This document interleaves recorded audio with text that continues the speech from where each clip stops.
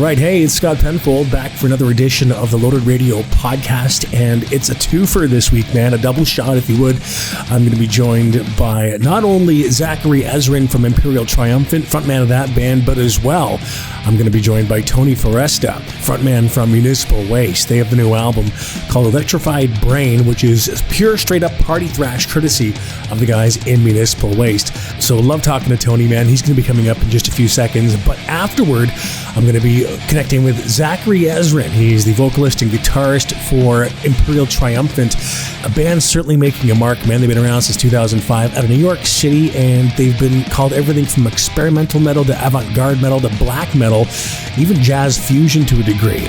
And they have a new album called Spirit of Ecstasy, which is going to be dropping this month as well. Now, their previous album, Alphaville, was called the 10th best metal album of 2020, courtesy of Metal Hammer. And the tracks I've heard off of the new album, Spirit of Ecstasy, I mean, just if it's any hint on what the entire album sounds like, it is just awesome. So we'll be talking to Zachary in the second portion of the podcast, but right now we're going to get down to this guy here, joining us live from Florida. The name of the band, Municipal Waste. They have the new album, Electrified Brain. I'm talking, of course, about Tony Foresta, frontman from Municipal Waste. Tony, how you doing, man? What's up, man? How's it going? I'm doing great. Great to hear from you. Thanks for taking the time to talk to us today here at Loaded Radio. Yeah. Thanks for having me. Thanks for your interest. Hey, no problem at all, man. No problem at all. And I got to tell you, dude, like I'm really digging Electrified Brain. The tracks I've heard off of it, I've heard about 3 tracks, and man, it's great. It's a straight up Municipal Waste, and it's exactly what I love because I was such a big fan of Slime and Punishment. Is this album really, would you say, a continuation of that kind of aggression, of that kind of partiness, that kind of sound? Yeah, I think so. I would say it's a little bit more production-wise. It's a little bit more beefier.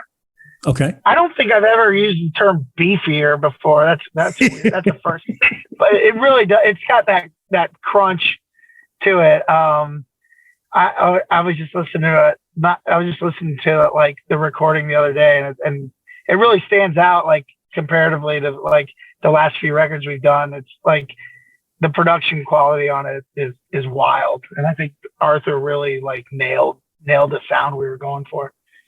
Yeah, man. I mean, like, for example, the first track I heard was Grave Dive, which is just rips, man. What can you tell me about that song? How did that song come about?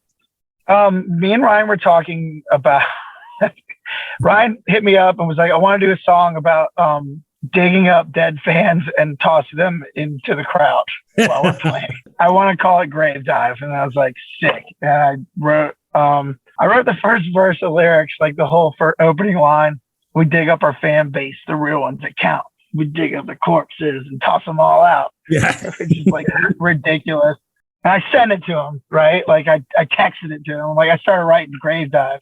Yeah. And then he writes you back with a second verse, like 10 minutes later, second verse. Here's the second verse. And it's like, I'm going to try to say it. I might fuck it up, but it cracked me up. He wrote it.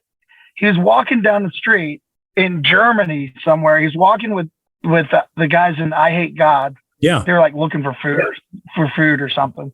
And he's walking down the street on his phone, typing the lyrics while he's talking.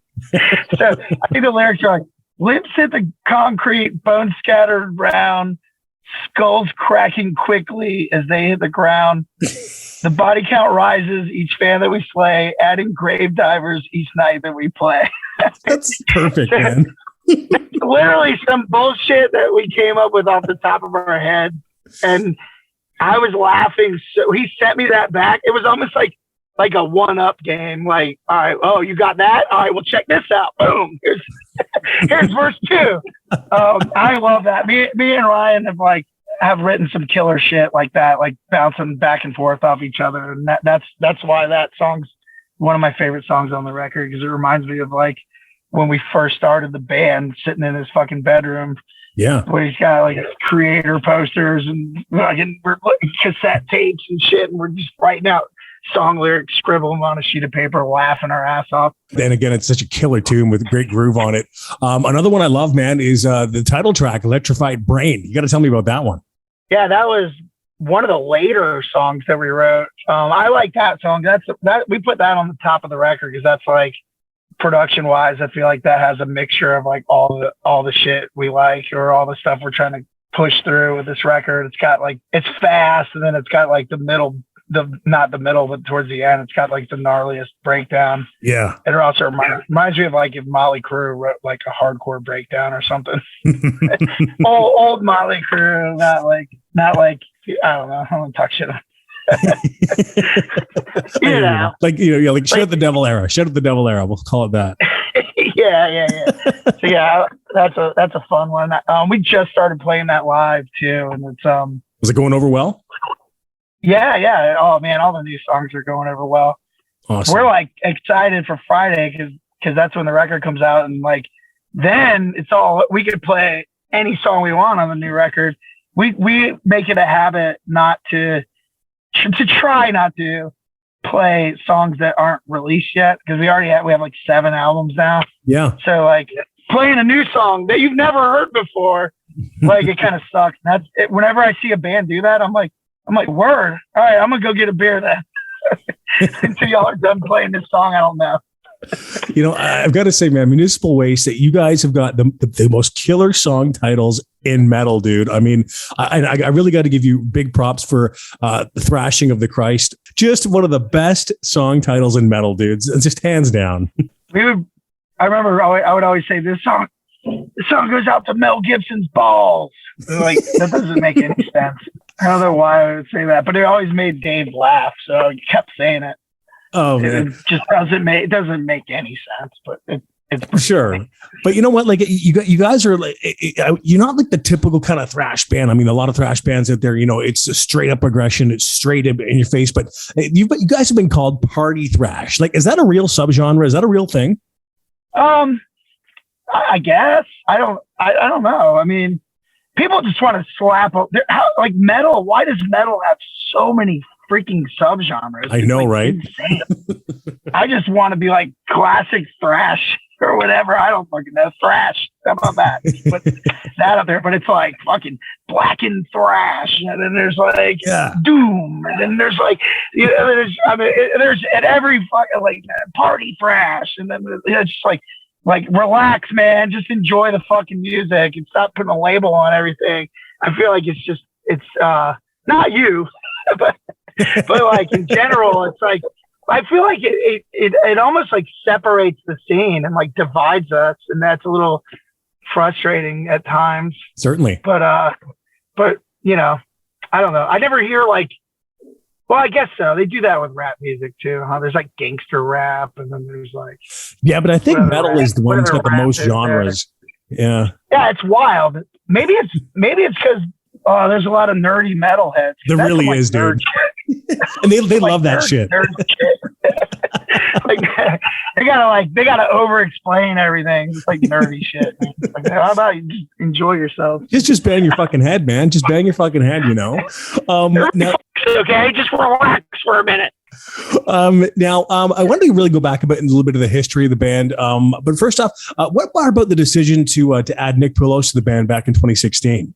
Well, it's weird. Nick's been in bands not every side project, but Nick's been in a couple side projects with us since the early days. I mean, shit, Nick was one of the earlier members of Cannabis Corpse, which is like Phil and his brother's little side band, and then he almost was in my little side band, almost. And then he was definitely in Bat.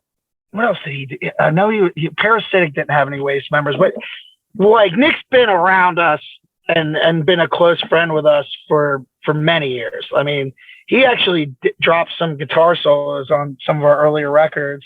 I think he dropped the guitar solo on Massive Aggressive. I think he played on the Wolves of Chernobyl guitar solo. Oh, cool. So like, I mean, he's been around for our band for years.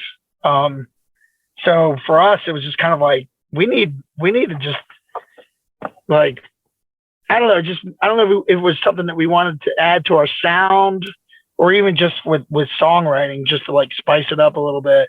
But also, we just wanted to like be around him more, because he's just a fucking nice guy. He's like a great dude. Is he? And having that energy around you when you're touring all the time, it really helps. It means the world. It like makes a huge difference, Absolutely, man. And he rips.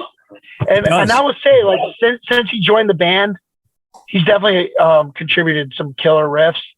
But I think performance-wise, our band, like, we've never been tighter. Like, once he got in, I think him and Ryan just lock in guitar-wise, where it sets a certain cadence with the band. It's just way tighter now, where I think when it was just Ryan, we were a little bit looser. Right. You know, I don't know. I can't really explain it, but definitely it's definitely something that's been drastically noticed live when we play. That's awesome. And you know what? I got to ask, you did mention Iron Reagan. What's the status with Iron Reagan right now? Oh, dude. Well, I relocated to Florida about 3 years ago. Yeah. I just need to dial it back. I'm from here. I've been planning on moving here for like 10 fucking years. Yeah. There was definitely a point where I was just overworked doing the two bands full time, and it was fucking exhausting, starting to like fuck my brain up, you know? Yeah. I just kind of dialed it back and like reassessed what was going on, and just kind of was like, I got to fucking focus on myself for a while, take a little bit of time off and move. So we moved down here. We even put Municipal Waste on hold for a while so I can like relocate, set my bearings, get used to living down here. And then I just really wanted to focus on this Municipal Waste record and get that shit done. Iron Reagan's definitely not over. I would say we'll do something in the future. They're just like, there's no way in hell right now I could focus on like 2 full-time bands like I was doing for so long and live like 13 hours away from that. Oh, I get you, man. In the cards. Yeah, it's just not in the cards right now. But you know, like, but it's still a thing, though. I would say it's just on the back burner for a very long time. Gotcha. I don't know when that'll be, but we definitely have discussed things moving forward. But it's just not really anything I'm trying to focus on right now, and I don't see myself doing that. Well, getting back to Municipal Waste, though, looking back at even your discography, you guys have dropped, of course, this is your 7th album now. You've got some EPs out there. You guys dropped some split albums as well before, too. Any plans on doing more of those? Oh, I love splits, for sure. We have one that we've been talking about for a few. Usually how it starts, well, there's 2 splits that we've been talking about. One we've been talking about for over 10 years. I don't really want to say with the bands, but there's one that we want that we want to do that we haven't really decided exactly what we're going to do, but it would be like a sequel to a split we've done. That's all. Oh, cool. Dude, I don't think bands have really done that, so we're gonna do something like that and maybe cover another band's songs on it or something like that. But that's really all we've if we were to do another split, that would probably be what would be the first one. Very damn cool, man. Now, you know, even going back to the early days, like early 2000s, back when Municipal Waste first started. I want to confirm this with you. Is it true that Municipal Waste's first gig resulted in a riot? Oh, that was something that Earache put on the fucking press release, where it was like a little bit like they were just trying to hype the band. It definitely was like, I mean, you know, it was a fucking New Year's Eve party and the cops came and we were getting rowdy as shit, but it wasn't like, I feel like that was kind of like a little bit exaggerated, where I was like, oh, and they almost started a near riot with their killer riffs. You know? But then we kept getting asked that in like interviews, like, and we're just like, oh yeah, big riot. Oh, fucking helicopters and SWAT team. We just kind of exaggerated it, but I mean, yeah, it was a New Year's Eve party. It was raging. We were all having a great time. The cops came, stopped it. Nobody was like fighting and like throwing fucking Molotov cocktails at the cops or anything. But hopefully one day we will play that show. That would be killer, dude. Just for yourself personally, I mean, who to you are some important thrash metal bands out there today that you're digging? Oh, shit. I like Enforce is great. Are you talking about like newer bands or just like you know what? Or straight across, man. Oh man, I love Sacred Reich. They're like my heart. Phil's just a great friend of mine and a wonderful person. Mm-hmm. And their new record's great. Enforce is like a new band that's coming out. that's starting to work really hard, and people are taking notice, and yeah, they're exciting to watch. That new Creator record's fucking cool. My new band that comes out, that shit gonna be cool. I literally can't think of it. There's so many great bands coming out. It's just cool. Or just new music coming out. That's pretty exciting. Yeah, and do you think that thrash in and of itself is sort of faded, or do you think it's making sort of a comeback right now?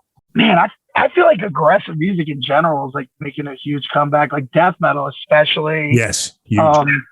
The like younger hardcore bands are like fucking taking the world by storm right now, and that's really exciting to watch because it's like they're young, they're these young kids, and they're just like writing killer music, and there's just a whole new world out there of like new bands, and I finally feel old and out of touch, and I'm not I don't feel bad about that. It's like it's just exciting to see how much is going on in the world right now. And kids are finding out about bands and music that they like so much faster than when I was younger.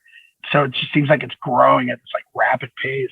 It's exciting to watch, and I love finding out about new bands and stuff like that. So it's been a cool couple of years. I mean, as far as new music goes, not really like as far as like pandemic and of course people dying goes. Right. No, of course. It's like, but I feel like maybe all that shit. I mean, there's definitely been some like really cool music erupting from all that turmoil. It certainly has, man, because a lot of, I guess, musicians have had a lot of time on their hands, man. There's a lot of albums coming out now. Yeah, and that's cool. Definitely. What's the plans for Municipal Waste? Obviously, you guys could be hitting the road, right?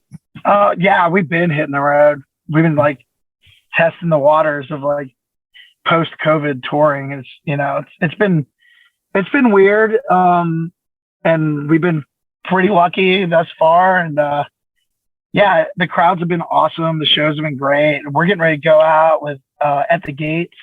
We have a couple shows at midnight. It's gonna be awesome on that run. We're going out. Yeah, we got to drive to LA to meet At the Gates. So we're playing a few shows on the way out there. A couple shows in Tennessee with midnight, and then we're gonna go play this festival that our friends in Frozen Soul are setting up in Dallas, Texas. And that's going to be a fucking rager. There's a lot of like new young bands on that one that are killing it right now. Awesome. Tony, you're the best, man. It's been awesome talking to you. Thanks so much for taking the time today, man. Hell yeah, man. Thank you so much for having interest in digging the new record. We appreciate it. Man, I can't wait to see you guys live again. It's going to be killer. We'll be there. All right, man. There he is, Tony Foresta from Municipal Waste. The new album is called Electrified Brain, and it's badass, man. It's straight up party thrash. All right, you know what? It's straight up metal. Just listen to it and bang your head, man. It's just a great sounding record. But hey, my name is Scott Penfold, and usually now we're joined by Johnny Rude from Loaded Radio, and we talk about the week that was in hard rock and metal. But this special edition of the podcast, I am now being joined instead by Imperial Triumphant frontman Zachary Ilya Ezrin. This band been around since 2005 out of New York City, and their fifth studio album drops this month. It's called Spirit of Ecstasy. Zach? Scott? How are you? I'm well. How are you? Great, man. Thanks for taking the time to talk to me today. Really do appreciate it. It's my pleasure. Yeah, well, first off, how you been? How have things been for you lately? Wonderful. It's a bit warm here in New York, but other than that, I've just been really happy to be busy. So everything's, things have been great for me. How about yourself? Yeah, not bad, man. Not bad. I'm trying to stay consistent, trying to stay busy as well. Totally, man. But getting into Spirit of Ecstasy, obviously, this is going to be dropping July 22nd via Century Media. I loved Alphaville, dude. I thought it was a great album. Would you say that this one is a continuation of Alphaville, or is it a completely different unit altogether? I mean, it's a bit of a Venn diagram, I suppose. It was never intentionally meant to be a continuation of Alphaville, but there's certain similarities in the sense that we worked with the same producer, same engineer, and we are still chasing down that our sound and making it our own. So it will still sound like Imperial Triumphant. However, it's definitely stands on its own, and is definitely a record that we're pushing harder and in new directions, I would say. Yeah, well, I mean, just looking at the guest list alone on this thing, the song Maximalist Scream comes to mind with Snake from Voivod. Tell me about that song and how Snake got involved. Yeah, most of the guests we have are, we're either friends with or there's one degree of separation. And with Snake, we, last on Alphaville, we did that cover of Voivod. Yep. And we're actually label mates with Voivod as well. So we found out through the label that they enjoyed the cover, which is obviously a huge honor. Sure. And then the label was like, "Hey, do you want to get connected with them? Maybe they'll want to collaborate on the next track." And we said, "Of course." So we reached out to Snake. He was super cool and super pro, and it just worked out really well because his style, his vocals, brings a new element to the music that I can't do myself and wouldn't have thought to do. Or whenever we collaborate with guests, it's a great pleasure because they bring their creativity and their talent to our songs and take them to a level that wouldn't exist without. So, such is the case with many of the songs on this record. So now, did Snake actually have a part in creating or the writing of Maximalist Scream then? Not so much, no. Okay. But as far as like the quality of his recording and like the way he brought it, laid down his tracks, like that was all him. And yeah, it was a very easy process. We just, there was no, "Hey, can you do this differently?" sort of thing. We just sent him the track and he sent back perfect takes. Oh, nice. Perfect, man. Yeah. Voivod, it's huge influence. So it's nice to bring them into our camp and our fold. Yeah, and they're awesome guys too. I just saw them live a few weeks ago as they're on tour, and Away is just an absolutely great guy too. So I think it's really great that you've covered them, and this is full circle with Snake coming in to do the tune with you. I think it's just so great, man. Thank you very much. Certainly so. Now, I do got to bring up Kenny G on Recurious Gilded. How did that come about? Of course. Where the band is very good. His son, Max Skolnick. Yep. And he was actually, for 1 year, he was a member of the band. Okay. And so it was very easy. Basically, I had lunch with Max. We have a business together in New York, so we were having a bit of a business lunch. And I brought it up. I said, "Hey, would you and your father be down to like a sort of a dual solo during this one section of the song?" And he was like, "I'm down. Let me see if my dad's down." His father was also into the idea.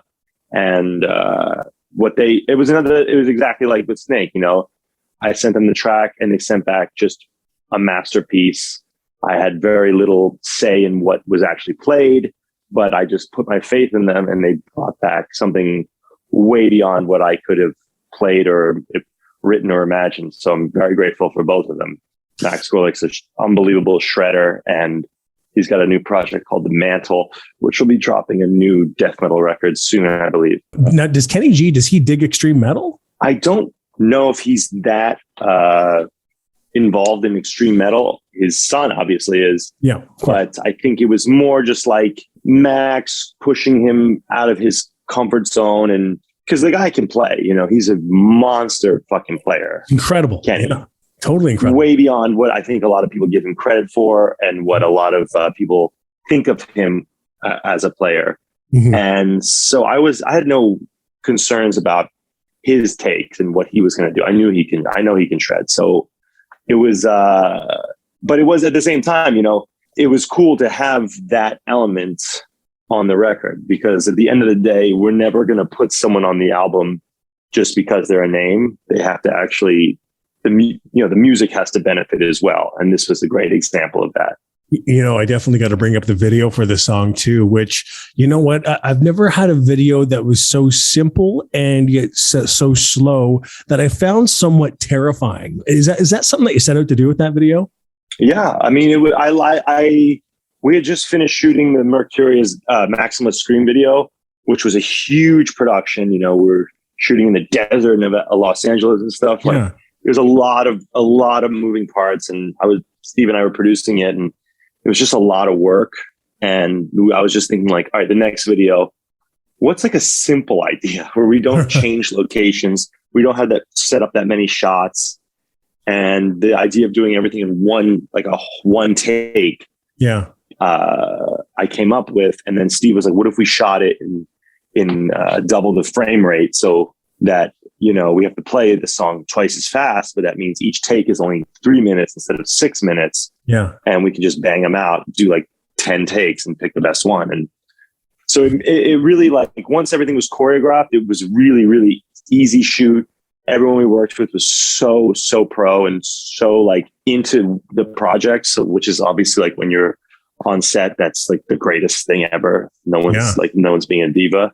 Right. And, so it was just the vibes were great. And it came out just so cool and so kind of like, we're a band that definitely wears our influences on our sleeves, especially when it comes to visual, of course, aspects. So this was really nice to tie in a lot of Kubrick influences.